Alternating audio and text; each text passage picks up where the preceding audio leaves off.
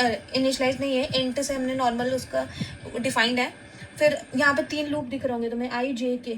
अब तुम देखो यहाँ पे क्या डिपेंडेंट है, अब तुम्हें पहले वो फाइंड आउट करना है कि डिपेंडेंट है कि नहीं है। आई सीधा सीधा एन पे डिपेंड कर रहा है, ठीक है। क्या जे आई पे वो डिपेंड कर रहा है, जे यस कर रहा है, डिपेंड कर रहा है। के डिपेंडेंट है, नहीं के हमारा इंडिपेंडेंट है। तो अब देखो यहाँ पे सिंपल तुम्हारी आई, हर एक मैंने क्या लिखा हुआ था इससे पहले, फॉर ईच वैल्यू ऑफ आई कितनी बार अंदर का इंटरनल लूप चल रहा है तुम्हें वो कैलकुलेट करना है, ठीक। तो सपोज ये मेरा एन टाइम्स चल रहा है, हो गया सॉर्टेड है ये। तो जब ये एन टाइम्स चल रहा है तो अब देखो आई जब 1 होगा तो जे भी 1 होगा, आई मेरा 2 हो गया, तो जब आई 2 हो गया अंदर आ गया, आई 2 हुआ तो जे कितनी बार चलेगा बताओ, जे हमारा 2 टाइम्स चलेगा, राइट। आई 3 हुआ तो जे कितने बार चला, 3 टाइम्स। अब पैरेलली देखो के की वैल्यू क्या होगी, जब जे 1 था तो के की वैल्यू क्या होगी, के कितनी बार चलेगा, के की वैल्यू क्या है यहाँ पे कांस्टेंट है एक, यार ये मैंने ये क्या लगा दिया, हाँ के की वैल्यू कांस्टेंट है तो ये 100 चलेगा।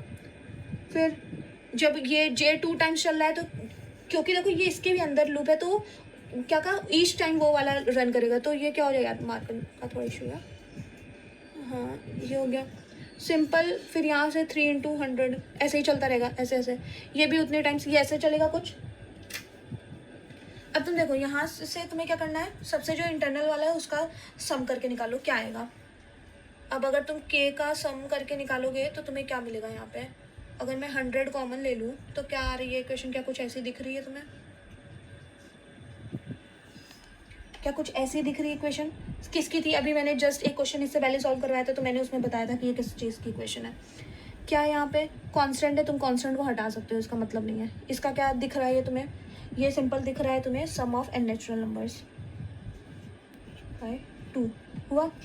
ये हमने सम करके निकाल लिया तो हमें इससे ये पता चल गया, देखो तुम मल्टीप्लाई करो तो हमारा इसका time complexity I order of n²।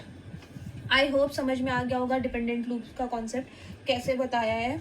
सबसे पहले तुम देखो कि अंदर वाला लूप मतलब जितने भी लूप्स हैं वो आपस में डिपेंडेंट है कि नहीं है।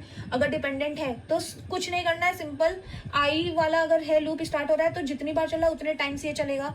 आई एक बार चल रहा है तो ये एक बार चलेगा, आई 2 बार चलेगा तो उतने टाइम्स, आई की वैल्यू 2 है तो आई जब 2 बार चलेगा तो ये 2 टाइम्स चलेगा, और ये जितने टाइम्स चलेगा उतनी टाइम्स के चलेगा। तो सिंपली आपस में सबको मल्टीप्लाई ही करना है।